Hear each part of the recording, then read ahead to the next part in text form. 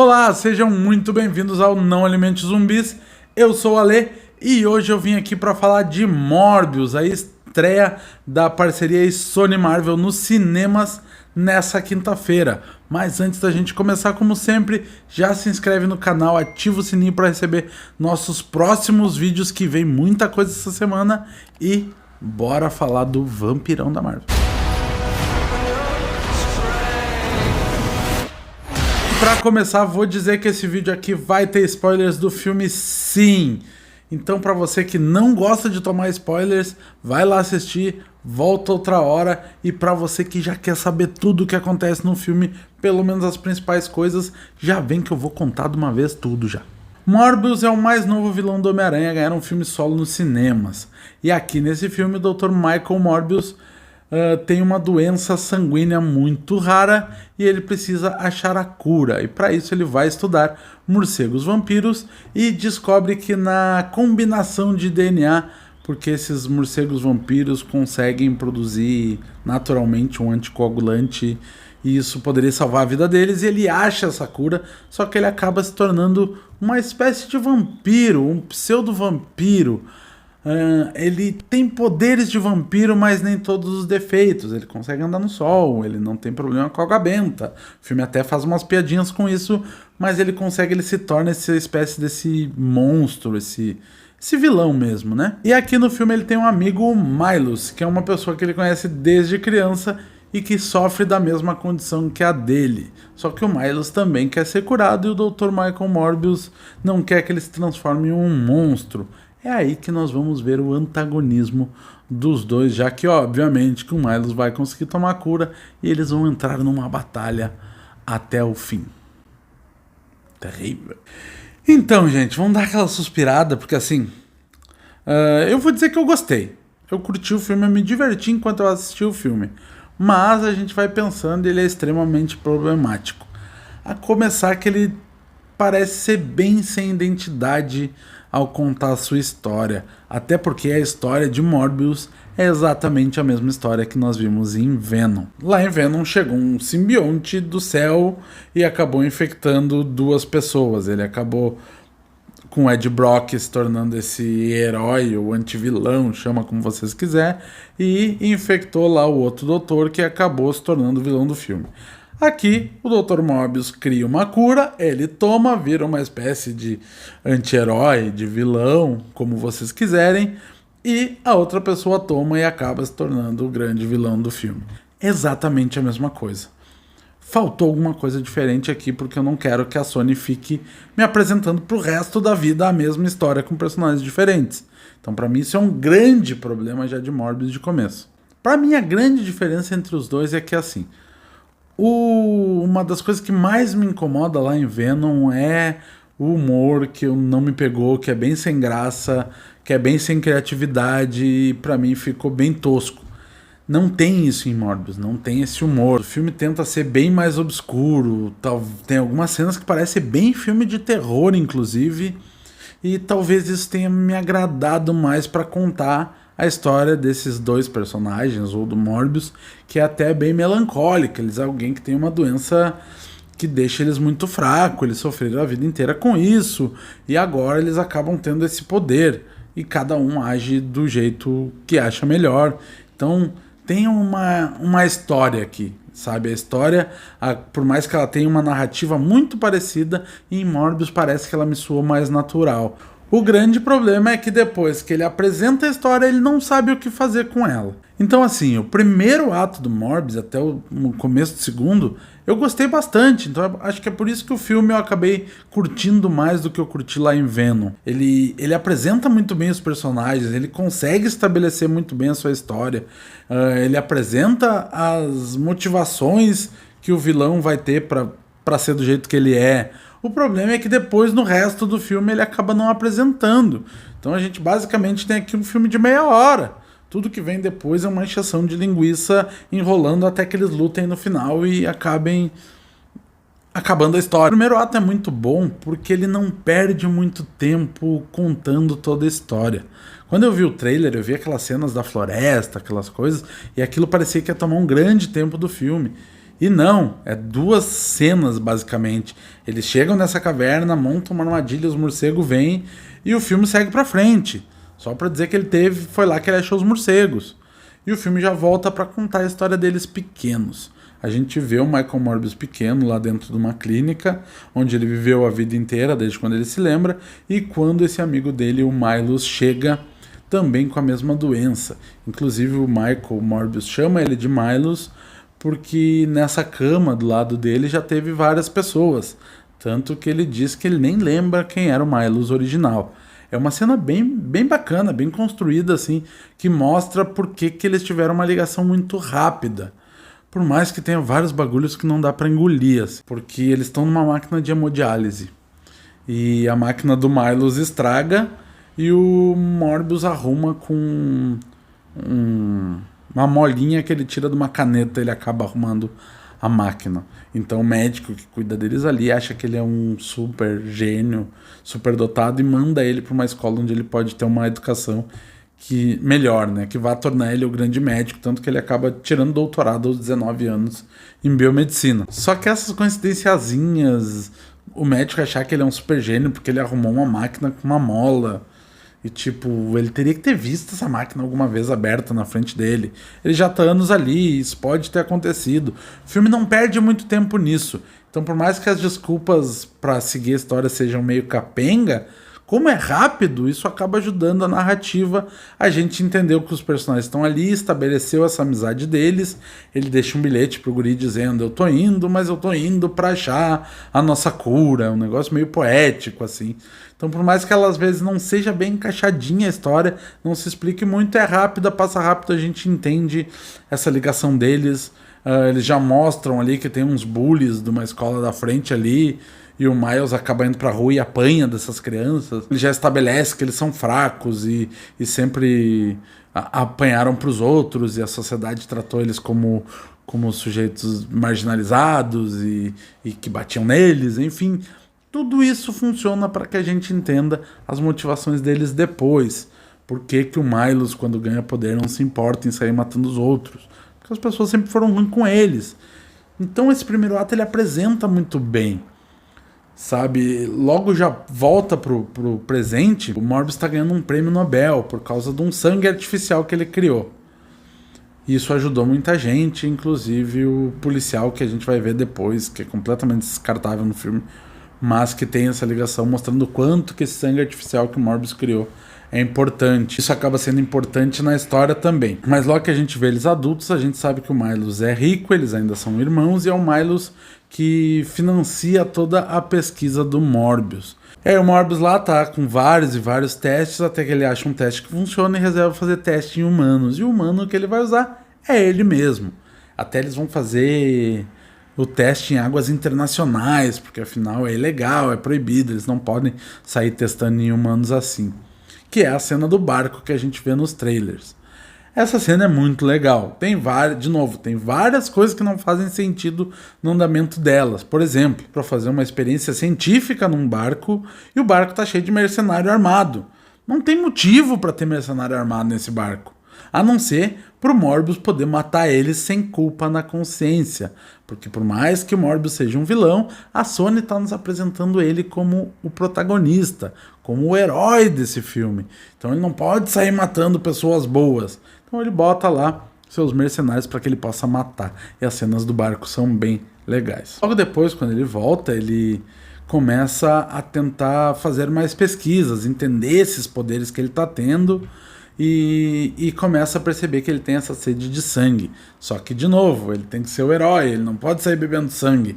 Então ele está se alimentando através desse sangue artificial. Só que o amigo dele quer a cura também, e o Morbius não quer mais dar a cura para ele, porque não quer que ele se torne um monstro. Só que, obviamente, que ele toma a cura de qualquer jeito e acaba se tornando esse vilão, porque ele não tem o mesmo código moral, digamos assim, que o Morbius, né? Ele vai fazer o que tiver que fazer para poder sobreviver, e sobreviver bem, sobreviver forte, cheio desses poderes. Ele gosta desse poder, ele sabe que ele pode fazer o que ele quiser a partir disso, e ele quer que o Morbius faça isso com ele. A gente já viu esse tipo de conflito em vários outros filmes. um tentando convencer o outro que tu não pode ser mal e o outro dizendo nós podemos fazer o que quisermos, pois somos poderosos. Um conflito que a gente já viu muitas vezes. E aí que veio o problema a partir do segundo ato pra mim. O filme não sabe como desenvolver essa história, porque afinal nós temos um grande conflito moral aí. O Morbius e o Miles viveram juntos, são amigos desde sempre, têm a mesma doença, passaram pelas mesmas coisas. Porém, o Morbius tem ali o seu código, ele não quer ser mal, ele não quer matar as pessoas, ele não quer tomar sangue humano, ele está tentando descobrir como é que ele pode viver com esse sangue artificial, o que ele vai fazer, e aí começa a querer descobrir um antídoto já para a cura. Ele prefere voltar a ter a doença dele e praticamente acabar com a vida dele, porque eles falam que eles estão muito perto da morte. Só que o Miles não quer saber, ele não importa se ele vai ter que matar as pessoas, ele quer sobreviver, ele quer finalmente ter uma vida que foi negada para ele a vida inteira. Esses dilemas não são discutidos, tu podia ter essa discussão deles, mostrando em que momento que um acaba tendo esse pensamento de que ele prefere se sacrificar em vez de machucar os outros e o outro não se importa, porque ele apanhou. Provavelmente o Michael também apanhou durante sua vida, ele já sabia dos garotos lá do bullying. Então assim, eles viveram as mesmas coisas. Em que momento que isso mudou dentro de cada um deles? É da natureza deles? Não sei, o filme não discute. Esse é o grande problema daí. E aí parece que a gente tá só esperando o tempo passar pra gente chegar no terceiro ato e ver a lutinha dos dois. E obviamente chega. Eu nem vou entrar no fato de que o Morbius tem lá o interesse amoroso dele, que é a médica que trabalha com ele, e que óbvio que o Miles vai usar ela em algum momento para tentar atrair, tentar ganhar essa luta aí do Morbius, e óbvio que alguma coisa vai acontecer com ela. A gente já sabe tudo isso, então ela é meio acessória.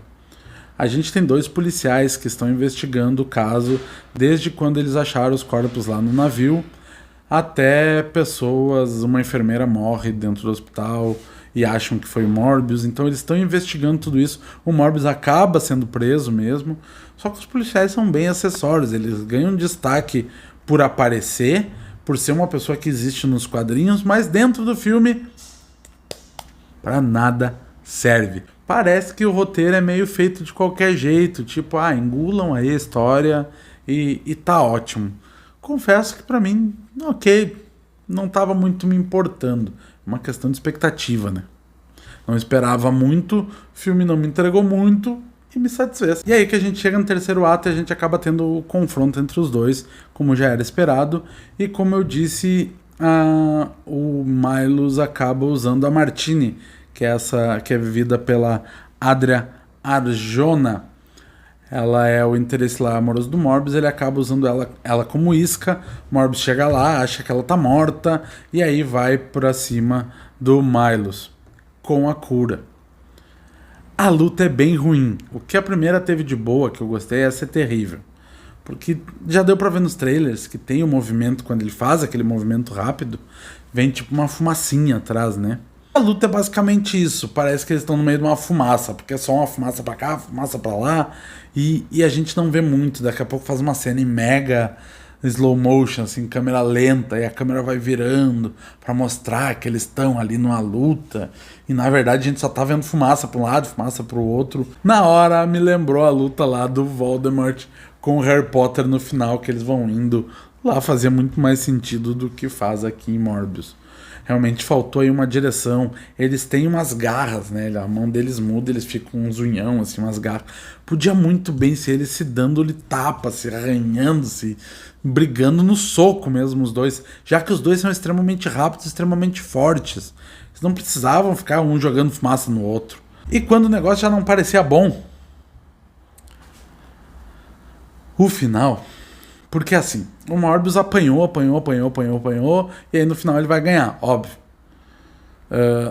Só que assim, tem uma cena antes que eu esqueci de contar, porque esses morcegos, eles falam que eles atacam outros animais e acabam, assim. A gente vê uma carcaça de um boi, que a gente vê o corpo todo destruído, só a cabeça sobrando, foi os morcegos que atacaram. E quando o Morbius começa a ver que ele tem os mesmos poderes do vampiro, ele entra num cilindro assim que tá cheio de morcego. Ele vê que os morcegos não atacam ele. Ele faz assim com a mão, os morcegos pousam na mãozinha. Sabe? Horrível. Muita gente vai dizer, parece um Batman com os morcegos andando na volta, assim. E aí, nessa última cena, quando o cara tá quase pra matar o Morbius, os morcegos aparecem. E aí o Morbius meio que faz umas coisas assim, como se ele estivesse comandando os morcegos. Ele virou o senhor dos morcegos. E ele faz com que os morcegos ataquem o Miles. O que também não dá pra entender, porque os dois tomaram a mesma coisa, os dois tomaram a mesma substância. Então, teoricamente, os morcegos reconheceriam o Miles também como um deles. Pra piorar, eles estão tipo numa cratera que eles abriram assim na cidade. Vem os policiais, olham pra baixo assim. Morcego voando pela cidade, o Morbius voando no meio dele. É horrível, é ruim. É ruim, a cena final é muito ruim. É muito básico, é muito Venom 1 de novo. Não tem muito o que esperar. Então, assim, não esperem muita coisa ao ir assistir Morbius. Quando eu fui ver Venom 1 e até quando eu fui ver Venom 2, ninguém sabe explicar porquê, eu criei a expectativa de que eu veria alguma coisa boa e acabei me decepcionando. Aqui, ao contrário, eu fui achando que eu ia odiar esse filme. E quando terminou, eu pensei, não é tão ruim assim. Então, assim, baixe as expectativas, vá pro cinema sabendo que o filme não é lá grandes coisas, que vai ter vários problemas, que se você é amante do personagem dos quadrinhos, com certeza vai encontrar muito mais problemas do que eu encontrei. Mas vá com o coração leve que você vai sim conseguir alguma coisa para se divertir. O roteiro não é muito elaborado, mas Jared Leto é um bom ator. O Morbius dele eu gostei, eu compro de boa o Morbius do Jared Leto. O Matt Smith, que faz o Miles, também é um excelente ator, eu sou muito fã dele lá de The Crown. E ele entrega o que o roteiro pede para ele entregar, assim, as partes que ele tem espaço ele é muito bom, as partes que são ruins deles eu dou mais crédito aí ao roteiro, que é bem ruim. A Adria Arjona tá muito no time do Vem Aí. Ela, provavelmente, eles vão usar ela de novo, porque ela termina... Ela abre o olho, assim, ela não tava morta, e ela tem as marcas roxinhas aqui, mostrando que ela também já tá com esses poderes de vampiro, por alguma coisa que o Matt Smith fez com ela. Provavelmente ele injetou a droga nela também. O Jared Harris está no filme e ele é subaproveitado. Ele é uma espécie de figura paterna pro Morbius e pro Miles. E ele podia ser o caminho para que esses conflitos deles fossem melhor desenvolvidos. E quando trazem ele pro filme é bem descartável. A dupla de policiais vividas pelo Al Madrigal e pelo Tyrese Gibson é desnecessária demais, assim.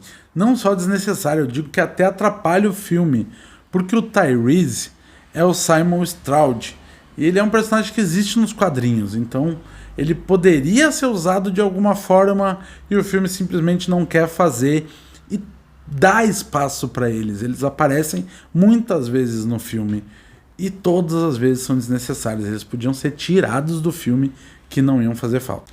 E aí nós vamos para cenas pós-créditos, porque eu sei que vocês querem saber delas e eu vou contar agora. Uma é coladinha com o final do filme, e a gente vê lá o céu da magia do Doutor Estranho lá no filme do Homem-Aranha, e corta para uma cela onde dentro dessa cela se materializa o Adrian Toomes, personagem do Michael Keaton. O Abutre, ele acaba vindo para esse universo depois lá das consequências do final do filme do Homem-Aranha. Logo depois disso a gente já vê uma reportagem de TV dizendo que ele apareceu numa cela, só que ele nunca fez nada nesse universo e está indo para julgamento, provavelmente vai ser solto. Então ele veio para esse universo e vai ser solto. Meu problema aqui nessa primeira cena é o seguinte: lá em Doutor Estranho a gente viu que quando eles fizeram a primeira vez a magia, todo mundo que sabia a identidade do Homem-Aranha veio para o universo do Peter do Tom Holland. Quando ele refez a magia para todo mundo esquecer Peter Parker, todas essas pessoas voltaram para os seus universos de origem. O Abutre já era do universo Tom Holland, ele já estava lá, então ele não tem esse movimento sobre multiversos. Não tem nenhuma explicação até agora que diga por que ele saiu do universo do Homem-Aranha lá do Tom Holland e veio para esse outro universo. Acredito que ninguém vai explicar. Mesmo quando a gente ter sequência desses filmes, acredito que isso vai ficar tipo, foi assim. Foi assim porque a gente quis vocês que engulam, porque é assim que a gente vai contar a história. E aí, lá pela metade dos créditos, vem a segunda cena pós-crédito. Nela, a gente vê o Morbius dirigindo para um lugar ermo, meio fora da cidade, assim, a gente vê a cidade ao fundo, e quando ele para o carro, vem vindo alguma coisa na direção dele muito grande, levantando muita terra, fazendo um redemoinho, e quando chega perto a gente vê que é o Abutre já com o seu traje. O traje tá incrível. Tá incrível, mostra a máscara dele bem de perto, a voz dele, o jeito dele falar tá muito bacana mesmo. E ele fala pro Morbius que ele não sabe como ele chegou ali naquele universo, mas que ele imagina que tem alguma coisa a ver com o Homem-Aranha. E que ele acha que eles têm que se juntar para fazer algo bom. E acaba. É isso que ele fala. O que tudo isso dá a entender? Dá para entender que a Sony vai sim fazer o Sexteto Sinistro. Eles estão preparando tudo para fazer, eles estão trazendo esses personagens, eles vão fazer. Acredito eu que para os fãs do Andrew Garfield pode ser aí uma esperança no fim do túnel, porque se esse universo vai ter um Homem-Aranha, eu acredito que vai ser o Homem-Aranha do Andrew Garfield. O diretor já falou, já deu entrevista, já disse que a gente tá no mundo do Venom, aquele universo do Venom dos primeiros filmes. Tanto que o Morbius faz piadinha no meio do filme, quando alguém pergunta quem ele tá com a cara de vampiro, ele diz I am Venom. Ele fala isso no meio do filme, então ele conhece a história do Venom. A gente tá no mesmo universo, ponto. A gente sabe que o Venom foi pro universo Tom Holland e no final ele voltou. Então os dois estão ali. E agora o Abutre tá ali também, então nós já temos 3. Mas outras pessoas que já viram o filme também disseram que notaram no filme que tiveram menções ali quando aparece o jornal do Daily Bugle, que tem menções ao Camaleão e ao Rhino. Então aí nós já temos 5. E o sexto, para fechar o sexteto, provavelmente seja o Kraven, que já está escalado, já está rodando, e logo logo a gente vai ter aí o filme do Kraven. Provavelmente esse é o Sexteto Sinistro que a Sony vai nos apresentar. Se eles vão usar o Homem-Aranha ainda a gente não sabe, mas como eu disse, se for usar, provavelmente seja o Andrew Garfield. Tomzinho vai continuar lá no MCU, e no MCU não teremos mais o Abutre. Então, gente, é isso, assim, o que deu pra tirar de Morbius foi isso. Acho que vocês têm aí bastante elementos pra ver se vocês querem assistir, se não querem assistir. Vocês sabem que eu sempre recomendo que vocês assistam e tirem suas próprias conclusões. Pra mim ficou que o filme é ruim, eu tenho noção disso, mas eu acabei me divertindo. Dá pra ver Morbius bem de boa. Pra você que é fã de super-heróis, vale muito a pena ir no cinema sim. Se gostou do vídeo, deixa aquele like. Se já viu o filme ou o que está esperando, vem aqui, comenta pra gente trocar essa ideia e a gente se vê logo logo a qualquer momento. Tchau, tchau.